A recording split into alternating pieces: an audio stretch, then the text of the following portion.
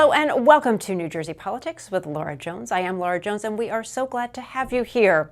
As we turn the page to November and the final stretch of election season, we also look ahead to Veterans Day. Here in New Jersey, there will be a special tribute to honor veterans of the Vietnam War. Vineland High School South will be the state's first public school dedicated to a Vietnam veteran who was killed in action. Standing by is the brother of that veteran, retired State Senator Nick Asselta. First, though, as we approach Election Day, ensuring every voter feels empowered and well-informed is critical.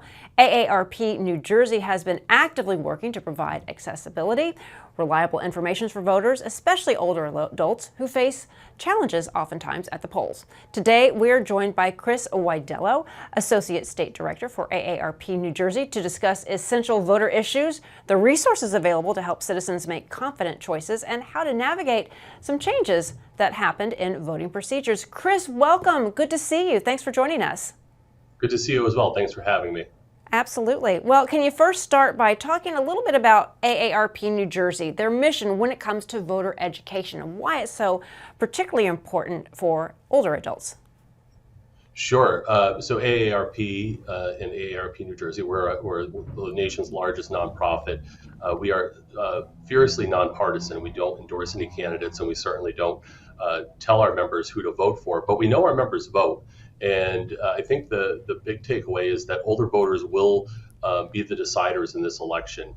In the last election, 65% of all voters were older voters, and so we know that they will go to the polls. And so it's very important that we give them the correct information about what they need to know on to vote in this upcoming election, with early voting happening now, options to vote by mail, and then of course in person next week on Tuesday, November 5th. Yeah, again, especially some of those older adults might have physical challenges getting to the polls, and there have been changes in voting procedures.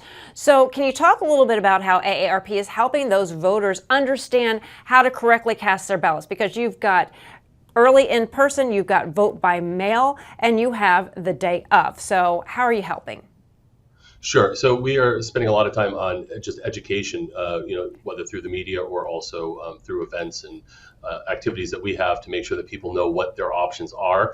As you mentioned, early voting is taking place now and runs all the way through Sunday. However, just keep in mind your early voting location may be different than your in-person election day location. So you want to check that information out with your local board of elections.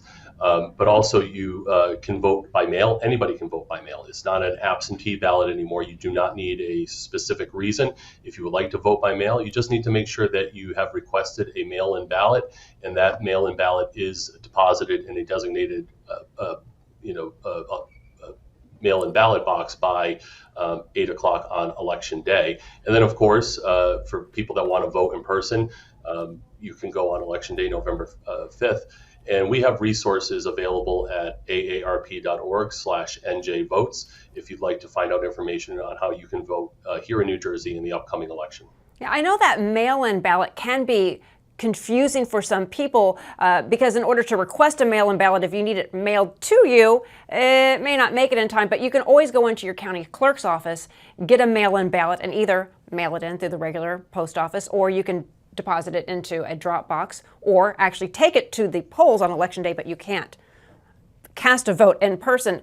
Can you talk a little bit about some common concerns or misconceptions you're hearing from voters and how AARP is addressing these? Because again, even myself, I was trying to understand the vote by mail because I have one daughter who's away at school in New York, and trying to understand, well, how can I, what do I, how does it work? Sure. So I encourage people to check out our website, aarp.org/njvotes. We actually talk about what you need to know about the mail-in ballot. And I would just encourage everyone to really read the directions carefully. There are places where you need to sign the ballot, and there is a perforation that you do not want to tear off. So by really carefully looking at what is required will go a long way to making sure your ballot is valid when you send it in if you are voting by mail. I think some of the other misconceptions are out there is that this is often a time when there might be misinformation being passed around. And so I think it's really incumbent on everybody to go and seek out the answers that they want and not wait for those answers to be pushed to you through email or text or by phone calls. But if something sounds off, like someone calls and says, your polling location has changed or election day is canceled, I think that's something that you should proactively go and check out with your local board of elections to make sure that that information is valid, because we know that often there are voter scams or that take place, and we want to clear up any of that misinformation.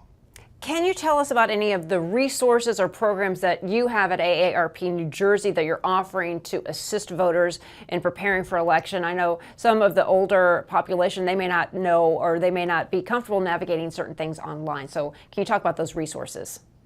Yeah, we've had a number of in-person events that we have done in the community to invite folks to come out and talk about what they need to know. In fact, we did one recently out in Burlington where we had a voting machine available, so people who are voting could be familiar with the new process that would be taking place in that voting area, how to use the machine, how to cast their ballots. And we do these in conjunction with the Board of Elections and with the Secretary of State's office, as they explain the technical pieces about it. But I do believe that I think, checking in with your Board of Elections is a really safe way if you have questions about where to vote, how to vote, the timing of when your polls open, to reach out to them. And if you are online, I definitely recommend checking out our aarp.org/njvotes website, which has links to all the state resources, but also our own resources for voters. Yeah. So what about those who might have trouble physically getting to the polling stations? Do you have options available to ensure people are able to participate in this election, even if they have those types of challenges? AARP does not provide any type of rides to the polls or assistance in that manner. I know that there's organizations out there that do. The Board of Elections may have information on that. I did hear that some of the ride-sharing companies are also providing rides to polls. So I do believe you can find that information. And I would encourage people, if they have difficulty getting to the polls, to reach out to the Board of Elections. They may have that information on which organizations can assist there. Right. And I know many county clerks are really, really fantastic about just physically picking up that phone when you call. I've tried for a number of people, and it is amazing. They're ready. They're ready for those phone calls. But you do have people who are concerned about the security of their vote, right? Voting, whether it's in person, early voting, by mail, or by mail. So what is AARP doing to ensure or to reassure voters about election security and integrity? There's no doubt that New Jersey is ready for this election. We've been working closely with the Secretary of State's office and different boards of election as we do our voter education.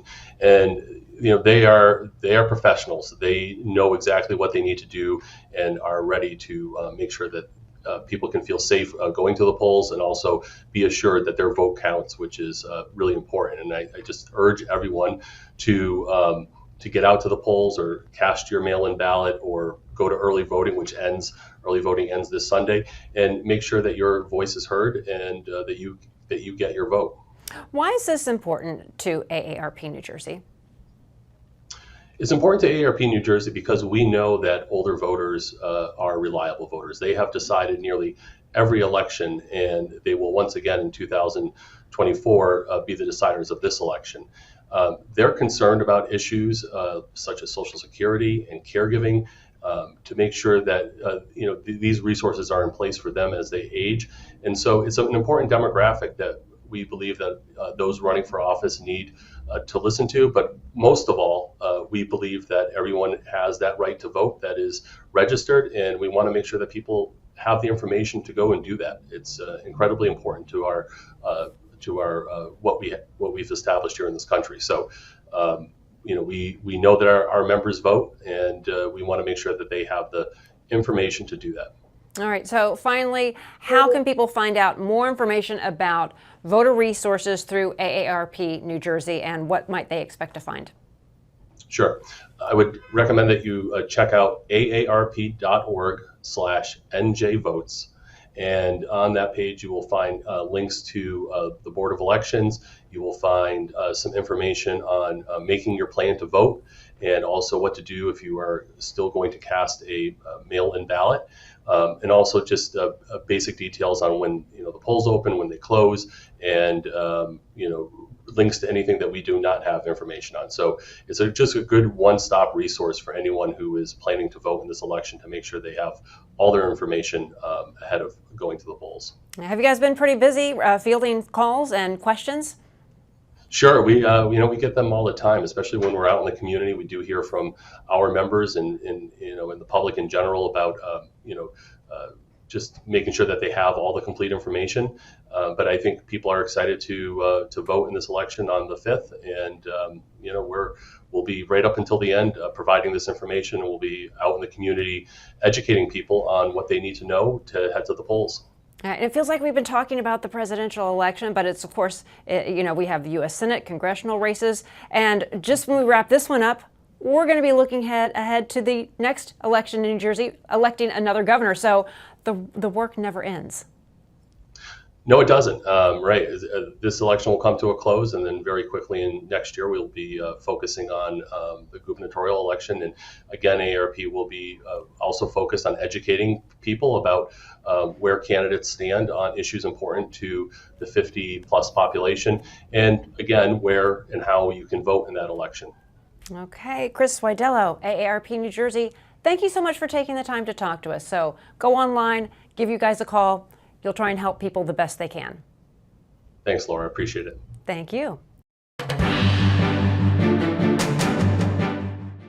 Some of the biggest challenges I face as a student athlete is managing my athletic work and my schoolwork. To prevent our student athletes from falling into academic distress, we created a program called Gamer. Each team works with an athletics academic liaison to increase graduation and retention rates. The turning point that I saw is my grades went up. What has helped me the most is definitely tutoring. My academics have just skyrocketed. The ultimate goal is for our student athletes to have that championship moment on the field and day of graduation.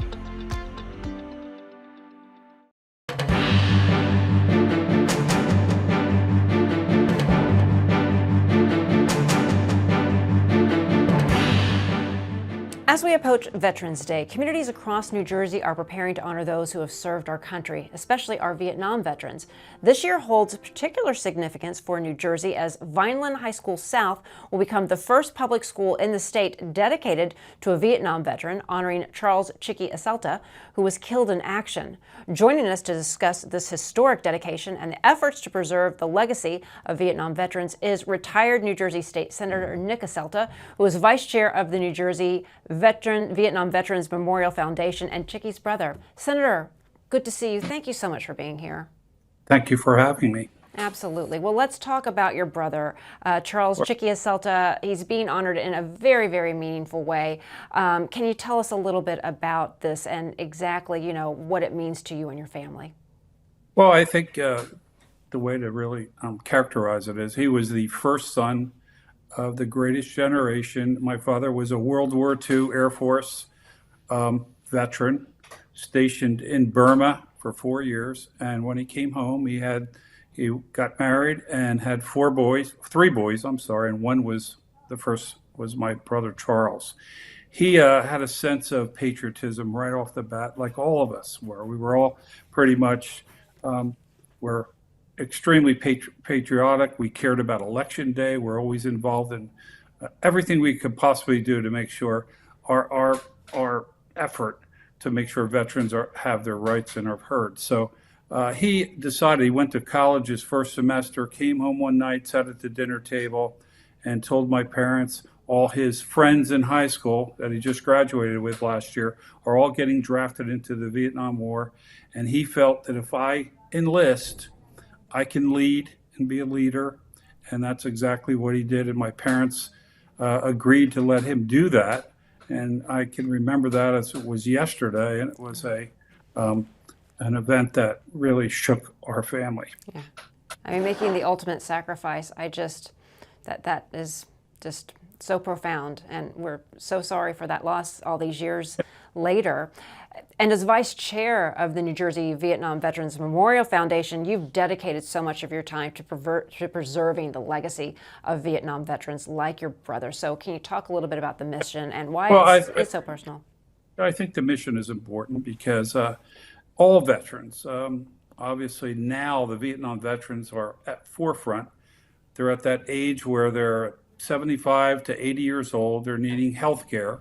When I was in the legislature, I wrote the bill to expand the Vineland Veterans Home. Myself and Congressman Lobiondo provided the funding from the federal and the state, and now that is one of the premier veteran homes in the country and is acknowledged by the state of New Jersey as that.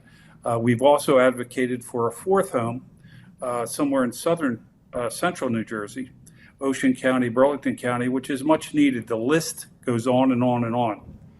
Well, The list to get into Vineland, Laura, is a long list, and that shouldn't be the case. You shouldn't have to wait to be put in a veterans home and have the services that are needed there. right. People who serve this country, I mean, they not only they are potentially, making the ultimate sacrifice, and they're putting themselves out there, and then when they need help, it seems that they don't get it. Why is that? What did you do in the legislature? What are you continuing to do now? Because there are so many stories about problems within the VA taking care of our veterans. Again, people who made it possible for us to be able to have the lives that we're having now, and they're not being taken care of. I think it's an educational process with your leadership now. I take the opportunity every time I'm around a congressperson, a senator, a governor, a potential governor, to mention all the needs that are still out there. We need a veterans hospital in South Jersey. Right now, veterans need to go over the bridge to Philadelphia or Delaware to get any kind of procedure done, which, once again, they have to travel, number one. And number two, you're taking jobs away from South Jersey potential healthcare people. So these are the issues that are important that I continue to work on out of office.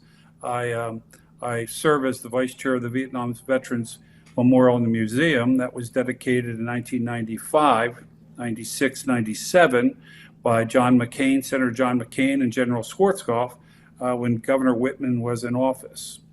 Storm and Norman Schwarzkopf, whose grandfather started the New Jersey State Police, or father started the New Jersey State Police. Yeah. So we're pretty much steeped in that kind of history there. And we're embarking on an expansion because of all these veterans are coming to us and saying, these are the things I brought back from Vietnam, these are the relics, and we want them displayed in some way, shape, or form, and we're trying to accommodate them with that. We need more space. The legislature, the governor has added some much needed funds to the budget last year, but we need more to build a pretty major expansion there. So we're embarking on a campaign to raise even more money. It's needed. There are still well over 150,000 Vietnam vets living in New Jersey, and I'm sure nationwide there's many more, hundreds of thousands of vets out there. Yeah. So the job is never done, Laura, and we continue to work at it. We have a great person running our agency up there, a CEO, Amy Osborne's doing a wonderful job. We've changed the board into some board members that can do some different skill sets that help us grow, and we'd love to have you out there one day for a tour. Well, let's take a step back and just talk a little bit about the New Jersey Vietnam Veterans Museum. It's unique. It's the only one of its kind in the entire nation. So, can you tell us a little bit about it? And again, what you hope the impact will have on those who visit? The impact is all about education. We have roughly 10,000 students that come through there every year in tours. We have tour guides that our docents were boots on the ground in Vietnam. They'll take a classroom and walk them around the 6-acre property and give them the history of the war and how it happened and why it happened. And we also have created a documentary film that they get to see at the end of their visit. So we're trying to do all the right things to memorialize what happened in that era. America's longest war, by the way, and it really did impact our country the last half of the century. Probably the most impactful event that ever happened in the United States from 1950 to 2000 was the Vietnam War. So that educational process is important. That war tore so many families apart. People, at odds over the dinner. We look at the current political climate and how things are, so polarized. But that was a war that really, a lot of people within their own families, they did not support each other. When those veterans came back, those soldiers came back, they didn't get the support, recognition. They returned to nothing. So, in working with these veterans, I'm sure they're still feeling that, that they weren't ever really honored the way they should have been. And that's absolutely correct. And that's why just naming a high school, there's 550 high schools in New Jersey. This is the very first one named after a Vietnam vet. We're continually trying to bring attention to what happened there and why these young men and women who, when they came back, were not accepted back in society. They had all kinds of problems. We have veterans that come to us on a daily basis up there that once they come up our driveway, they feel they're home. Oh, wow. Can you talk a little bit about the Memorial Foundation, the special plans for Veterans Day this year, and more about the events, how people can participate in honoring our veterans and those particular veterans? Well, of course, on November 11th, 11 a.m., we have our normal annual ceremony at the memorial. In, as I call the memorial, the well. Whoever's governor in that particular time gets invited to be a speaker. Governor Murphy has appeared there quite a few times during his tenure. This year, the lieutenant governor will represent him there, and we'll have some other speakers. But I think mostly it's a solemn event to remember all those veterans who died for our country in every war. And that's what that particular ceremony is about. We usually get between 800 and 1,000 people there. We're located in Monmouth County, off exit 115 there, 116 off the Parkway. And we get pretty much a regional response. But our goal always is to reach out and get more New Jerseyans involved in what we do up there. We know on Veterans Day, you want to go to your hometown veteran ceremony. We realize that. But generally speaking, we have a Memorial Day service. We have other events there constantly during the year. If you check our website, we will not forget what these people did for our country. And that's it for November 11th. It's going to be another special day for us. It's in Monmouth County. And again, for those who may not have visited before, I know you have school groups coming. If they're not able to make it on Veterans Day, they can always come in any other time. So how would you encourage people to come out and experience? Again, this is the only one of its kind in the nation, correct? Absolutely. Yes. Absolutely. It's a teaching museum. So we have, as I said, we're investing in technology. We commissioned a documentary by a 3-time Oscar-winning documentary producer, and the film is finished. We have quite a few interests. We already had a grand opening of that film in June. We're going to have another one in December. And that's a way to remember also. Documentaries that will last forever and will memorialize what we do there, and will memorialize the 1,564 New Jerseyans who died and are on our wall in Homedale there, who died in the honor of their service for their country. And they were asked to serve. They were asked to serve, and they served. Before we close out this segment, I want to give you an opportunity. If there's anything you want to share about your brother, about who he was, about any stories you might want to share about Chicky Asselta. Well, I think the primary story is he was loved by everyone in school. He was a leader. He was a football player, but most importantly, he was friends to so many people in that class. He knew and he watched as some of his friends from high school were getting drafted, and he just didn't want them to go without him. Simple as that. Incredible. So the leadership that he displayed and told my parents, I need to go. I don't want to get drafted. I'm going. And he did. Incredible. How old was he? He passed away at 21 years old.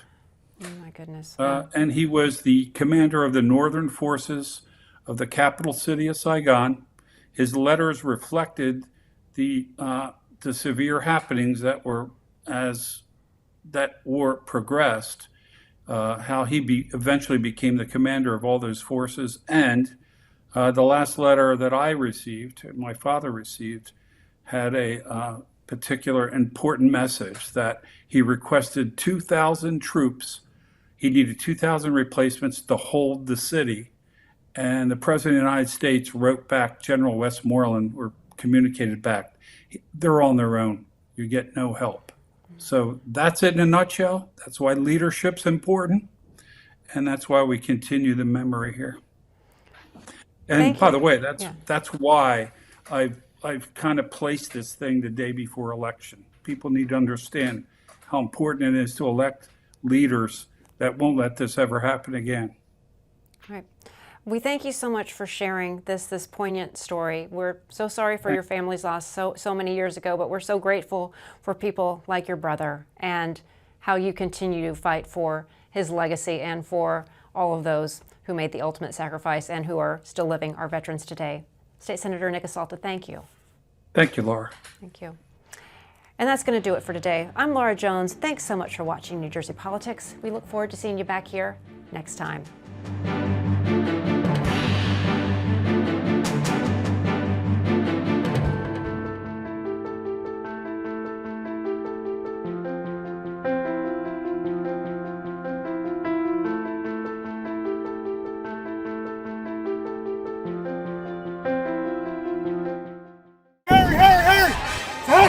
Nothing has ever been handed to me.